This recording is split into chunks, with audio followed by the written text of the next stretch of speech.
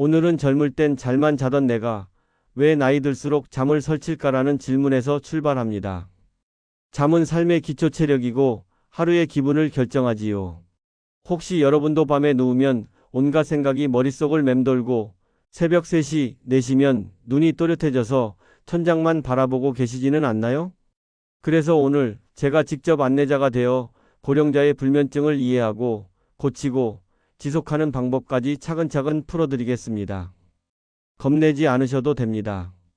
당신의 밤은 다시 길어질 수 있고 새벽의 불안은 충분히 줄일 수 있습니다. 이제 함께 시작해 볼까요? 첫 번째 이야기, 나이 들수록 왜 잠이 줄까? 밤에 자주 깨고 다시 잠이 오지 않아 새벽을 멍하니 보내신 적 있으시죠? 저 역시 상담에서 가장 자주 듣는 하소연입니다. 자려고 누우면 잡생각이 많아지고 새벽에 눈이 번쩍 떠요 라는 말씀을 정말 많이 들어왔습니다. 사실 이런 변화는 결코 게으름이나 의지 부족 때문이 아닙니다.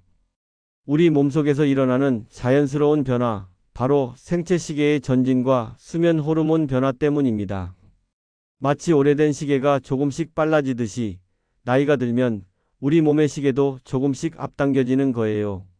좀 더 구체적으로 말씀드리면 멜라토닌이라고 하는 잠을 부르는 호르몬의 분비가 줄어들고 낮 동안 쌓이던 졸림 신호의 효과도 약해집니다. 이 졸림 신호를 아데노신이라고 부르는데 마치 컵에 물이 차오르듯 하루 종일 쌓였다가 밤에 잠을 유도하는 역할을 해요. 그런데 나이가 들면 이 컵의 크기가 작아지고 물이 차는 속도도 느려지는 것과 같습니다. 그래서 일찍 졸리고 일찍 깨는 패턴이 자연스럽게 늘어나는 거죠. 박정호님이라는 72세 은퇴 교사분의 경우를 말씀드릴게요. 그분은 밤 10시만 되면 소파에서 꾸벅꾸벅 졸기 시작했습니다. 그러다 겨우 침대로 가서 누우면 오히려 잠이 달아나고 새벽 3시가 되면 완전히 깨어서 아침까지 뒤척이게 됐어요. 처음에는 그냥 늙어서 그렇겠지 하고 넘겼습니다. 하지만 날이 갈수록 낮 동안의 무기력감이 커지고 작은 일에도 짜증이 나며 전반적인 삶의 만족도가 뚝 떨어지는 걸 느꼈죠. 이런 상황이 3개월 정도 지속되자 그분은 고민 끝에 수면 전문가를 찾아왔습니다. 상담을 통해 알게 된 것은 저녁 시간대의 졸음을 그냥 받아들여 잠깐 눈을 붙이는 것이 오히려 밤잠을 방해한다는 사실이었어요. 마치 식사 전에 간식을 먹으면 정작 밥때가 되어도 배가 고프지 않은 것과 같은 이치였습니다.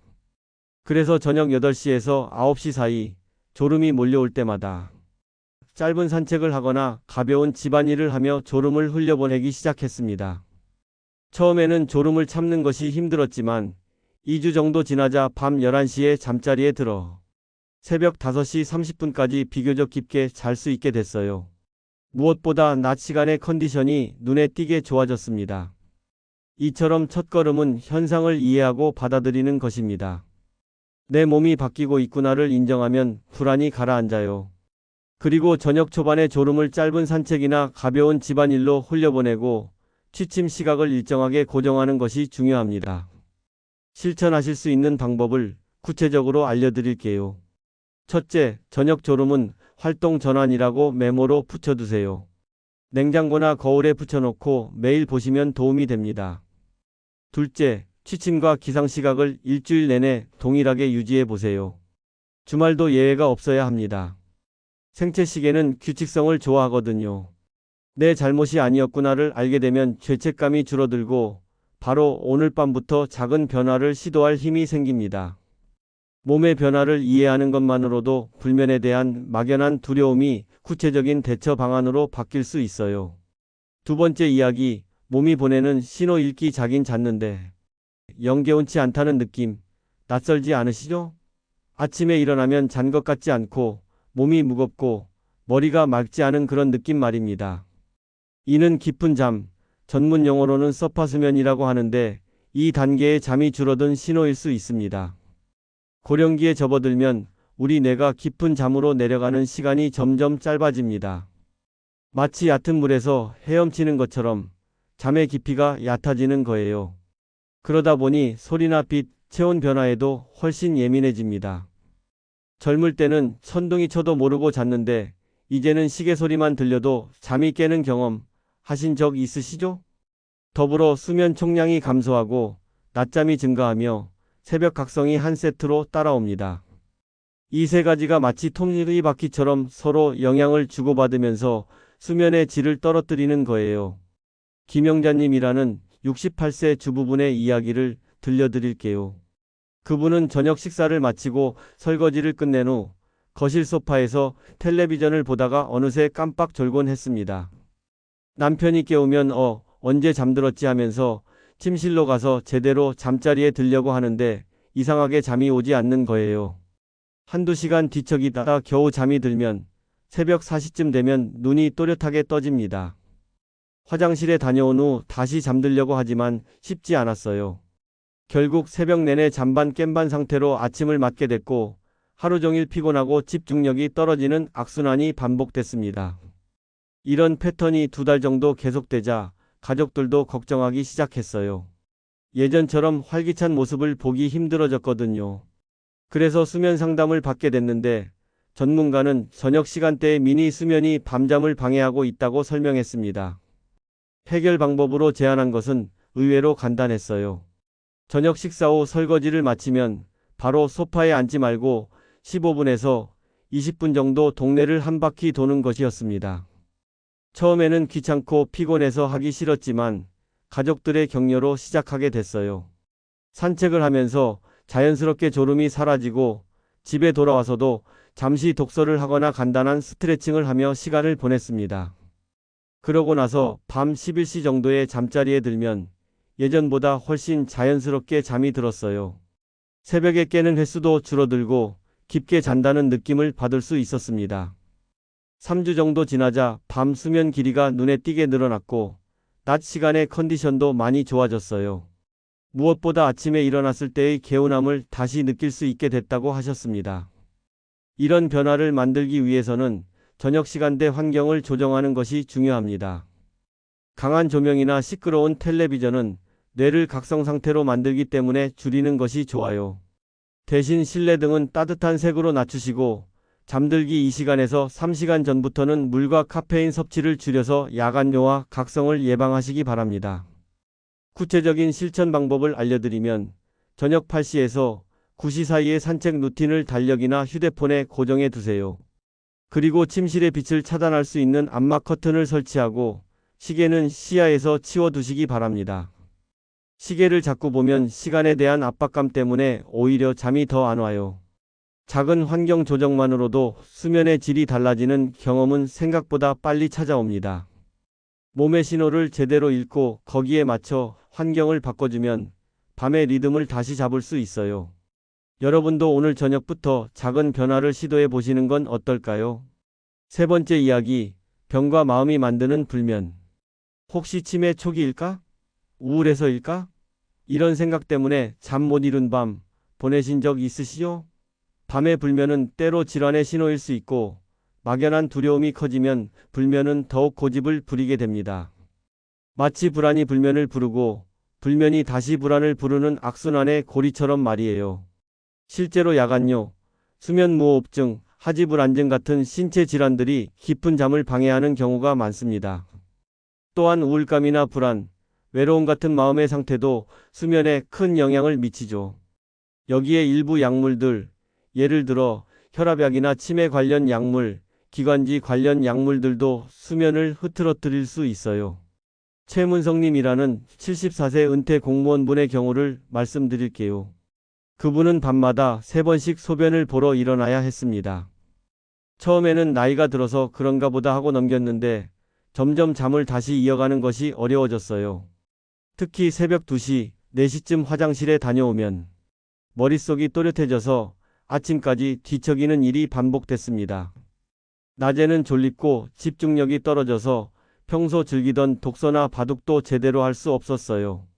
성격도 예전보다 예민해져서 가족들과 사소한 일로 다투는 일이 잦아졌습니다.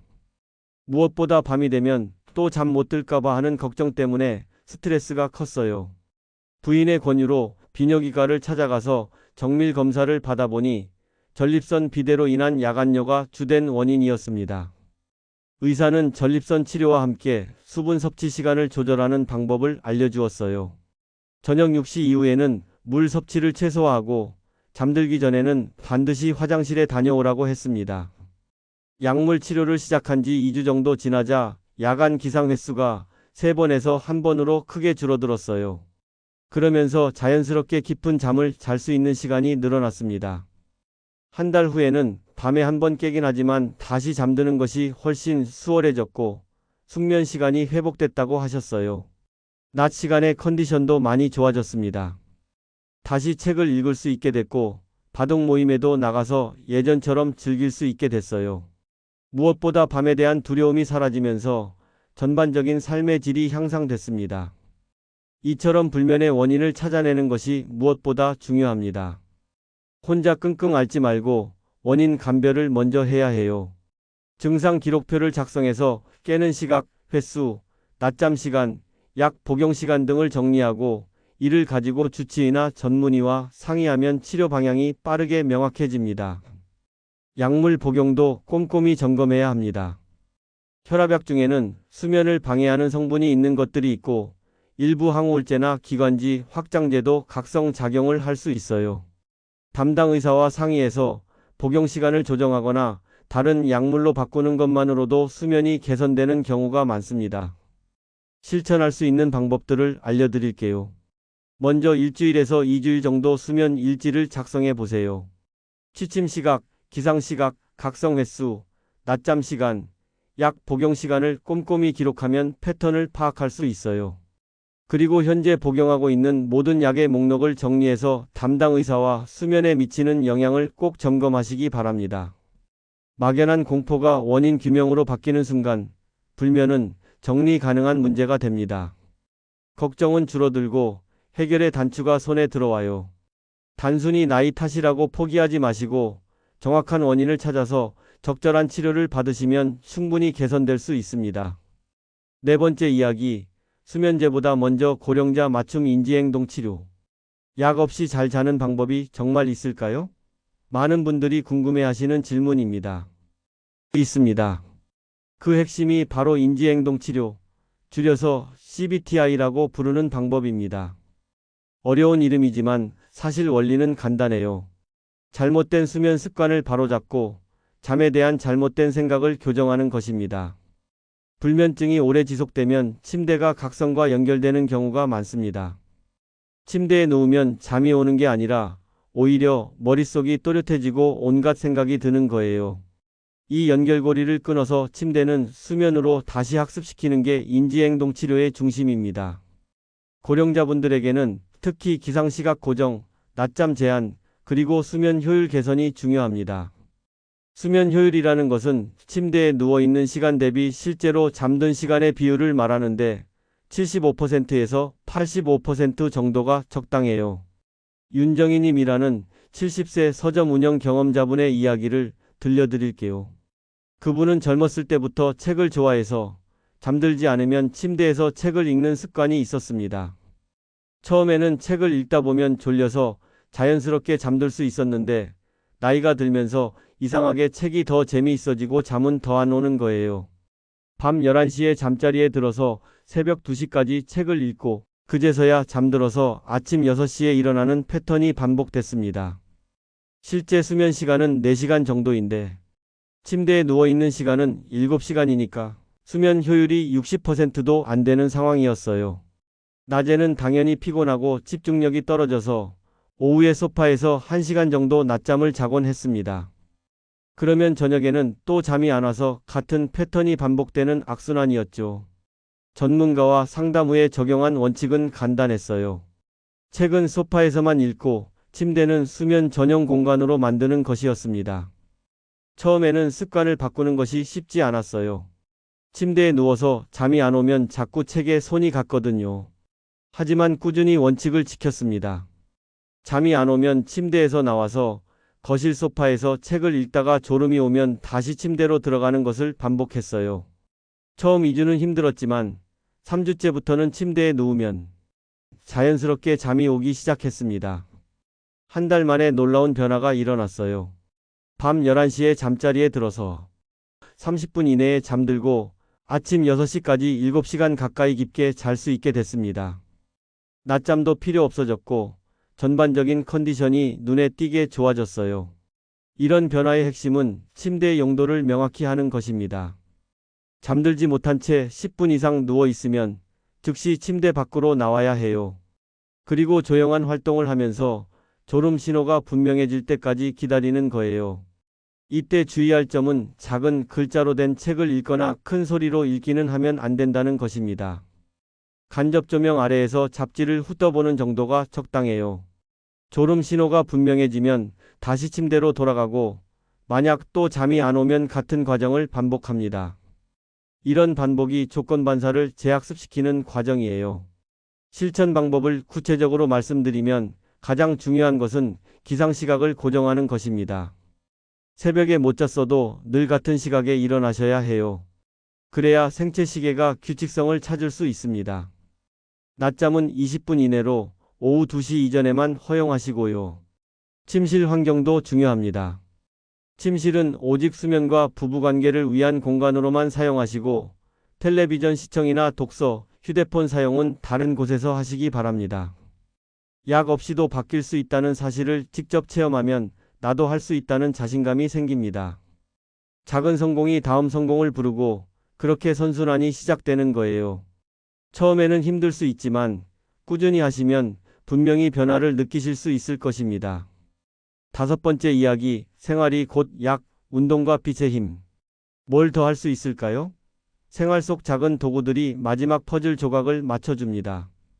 바로 운동과 빛입니다. 이 두 가지는 우리 몸의 생체 시계를 조절하고 수면의 질을 높이는 가장 자연스러운 방법이에요. 잠들기 3시간 전에 하는 가벼운 운동은 체온을 부드럽게 올렸다가 자연스럽게 하강시켜서 잠을 부릅니다.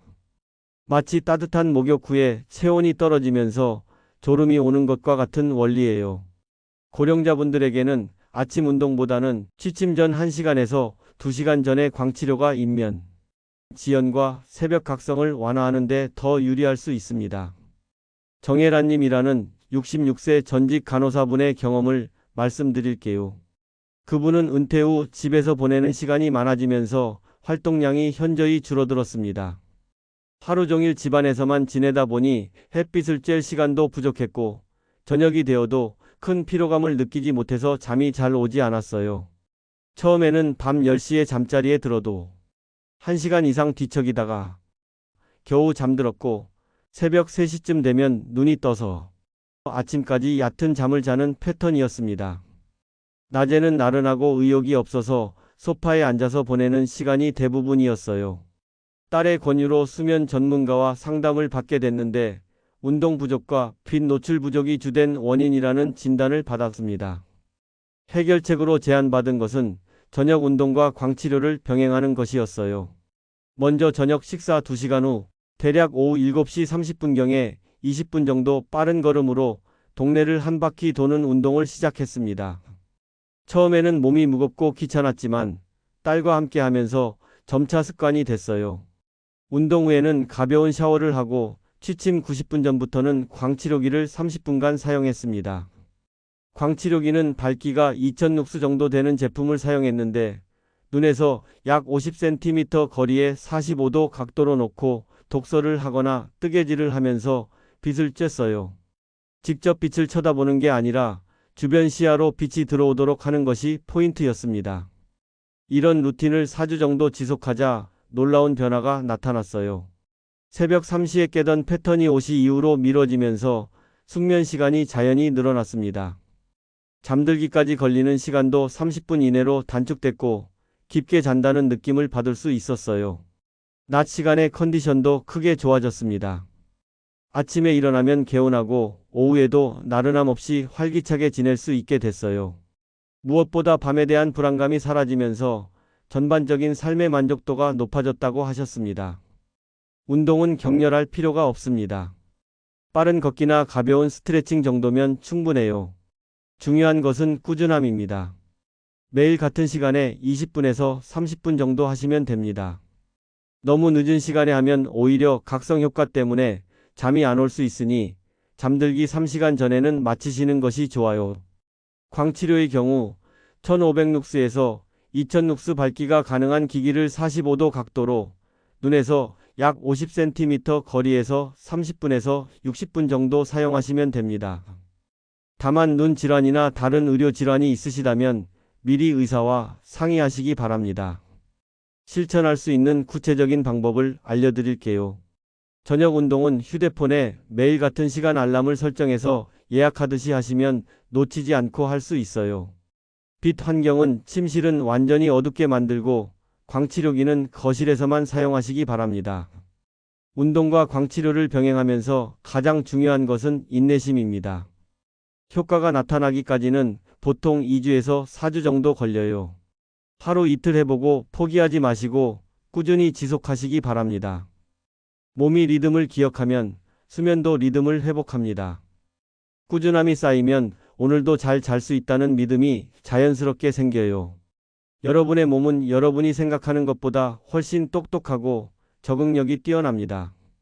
조금만 도와주시면 분명히 좋은 변화를 느끼실 수 있을 거예요. 오늘 우리는 긴 여행을 함께 했습니다. 불면의 정체를 확인하고 몸이 보내는 신호를 읽는 법을 배웠습니다. 그리고 질환과 약물을 점검하고 인지행동 치료와 생활 루틴으로 밤을 되찾는 방법까지 알아봤어요. 가장 중요한 것은 불면이 성격 문제가 아니라는 사실입니다. 조정 가능한 시스템 문제일 뿐이에요. 마치 고장난 시계를 고치듯이 우리도 수면 시스템을 점검하고 조정할 수 있습니다. 완벽을 추구하지 마세요. 오늘 밤 딱 하나만 골라서 시작해 보시기 바랍니다. 기상 시각을 고정하거나 저녁 20분 걷기 중 하나만요. 내일 밤에는 2개를 해보고 모레는 3개를 해보면 됩니다. 작은 변화가 모여서 큰 변화를 만들어내는 거예요. 당신의 밤이 다시 길어지고 아침이 가벼워지길 진심으로 바랍니다. 혼자가 아닙니다. 제가 끝까지 함께 걷겠습니다. 좋은 꿈 꾸시고 편안한 밤 되세요.